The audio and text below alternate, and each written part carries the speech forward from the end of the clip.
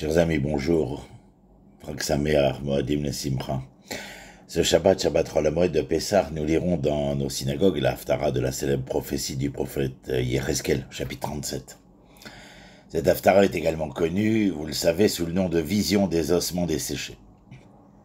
C'est un passage que je lis personnellement à chaque fois avec énormément d'émotion et de contrition. Je me souviens comment il y a des années, j'ai réalisé à quel point les événements relatés dans ces versets bibliques relataient étrangement l'histoire des Juifs quelque part dans les années 40 et bien sûr au jour d'aujourd'hui.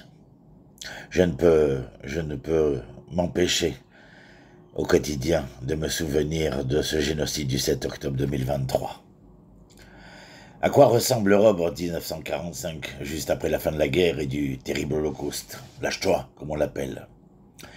Elle était remplie d'innombrables fosses communes, chargées d'on ne sait combien d'ossements desséchés, liés, brûlés et abattus. Des hommes, des femmes, des enfants avaient péri.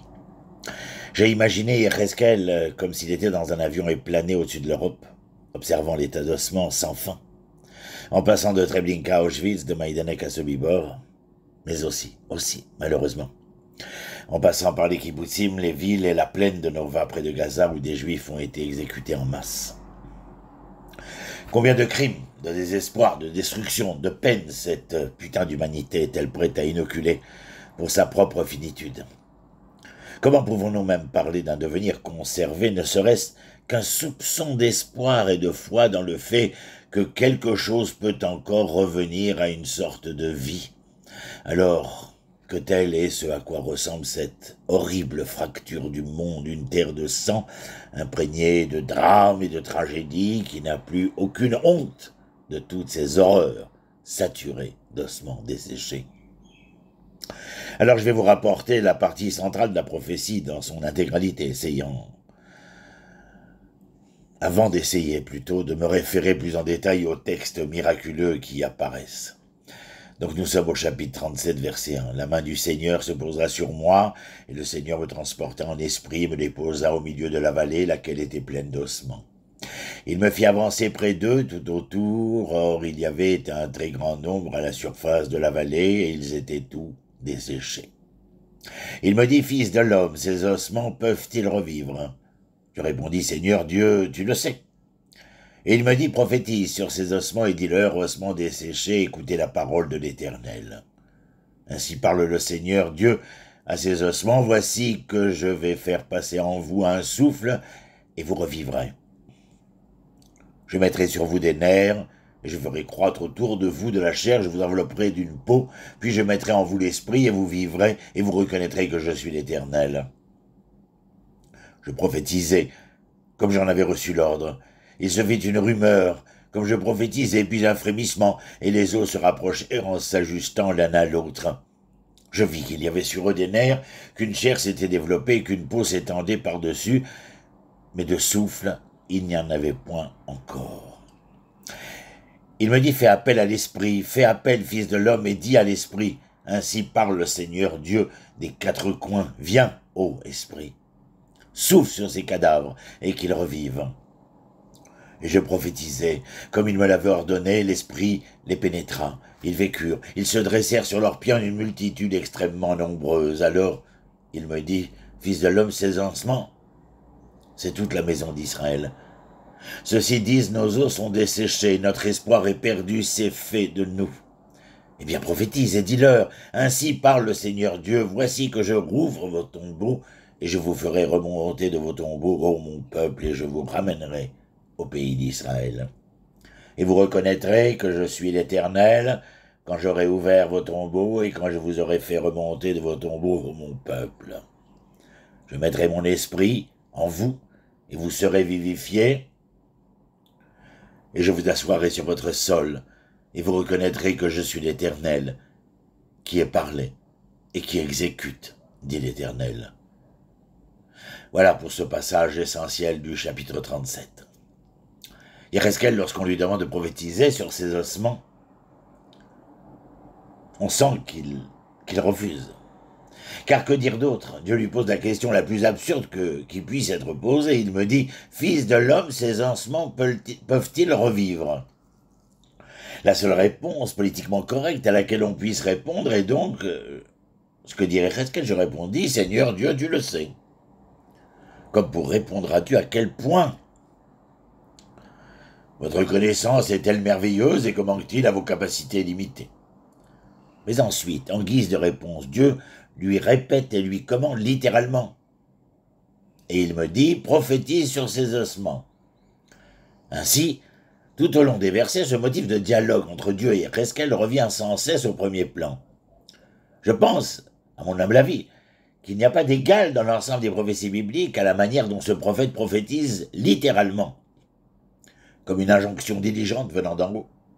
Le sentiment exprimé par ce texte est qu'Yézéchiel n'ose pas prophétiser sur ses ossements. Pourquoi? Bien parce qu'il estime que tout cela le dépasse et de beaucoup. Il est incapable de saisir par lui-même l'essence vitale de ces ossements au-delà de ce qu'ils sont réellement, c'est-à-dire flétris et desséchés. Il y voit des Juifs baignant dans leur sang. Au lieu le plus bas et le plus misérable qu'ils aient jamais connu, il n'y a là que drame, tristesse, douleur qui perdurent et résonnent d'un bout à l'autre de leur histoire. Et les versets nous le rappellent. Alors il me dit, fils de l'homme, ces ossements, c'est toute la maison d'Israël. Comment penser à l'espoir? Prophétiser sur quelque chose qui signifie finalité, échec, chagrin et soupir. Et c'est là qu'interviennent les instructions répétées de Dieu. Comme il le lui demande, vous devez continuer à augurer. Vous n'avez pas d'échappatoire, vous devez croire qu'ils peuvent recommencer et de nouveau reformer peau et tendons. Continuez de lire et de croire malgré tous les aléas de votre histoire, car il y a encore de la vie en vous. Ce n'est certes pas un miracle de devenir sage, mais il faut le vouloir, même dans cet abîme terrifiant d'ombre et de mort. Vous pouvez encore revenir et devenir la gloire d'une vie ardente, riche et bien remplie. En effet, à travers le texte, il paraît qu'Yézéchiel aurait obéi au commandement de Dieu et ce sera exactement sa lecture. À la vue et au su des ossements tristes et désespérés placés devant lui. Le texte nous le rappelle, voici que je vais faire passer en vous un souffle et vous revivrez, je mettrai sur vous des nerfs, je ferai croître autour de vous de la chair, je vous envelopperai d'une peau, puis je mettrai en vous l'esprit et vous vivrez. Et cette voix prophétique de Yézéchiel, comme si elle pénétrait ses ossements à l'intérieur, cela agit comme un bâton magique, comme si une illumination divine venue d'en haut les éclairait, une nouvelle vie grandit en eux. Ils se mettent soudain à bouger, à se connecter les uns aux autres, et de ce monde tragique et désespéré surgit soudain un nouvel être humain. Une nouvelle vie naît des odeurs de fumée et devient une célébration de la prospérité et du progrès, du développement et de l'action sans fin. Cette interprétation qui identifie ici la prophétie comme un type de discours qui crée et anime une sorte d'abracadabra, eh bien, reçoit le soutien des versets qui scellent la prophétie devant nous. Je cite, et vous reconnaîtrez que je suis l'Éternel, qui ai parlé et qui exécute, dit l'Éternel.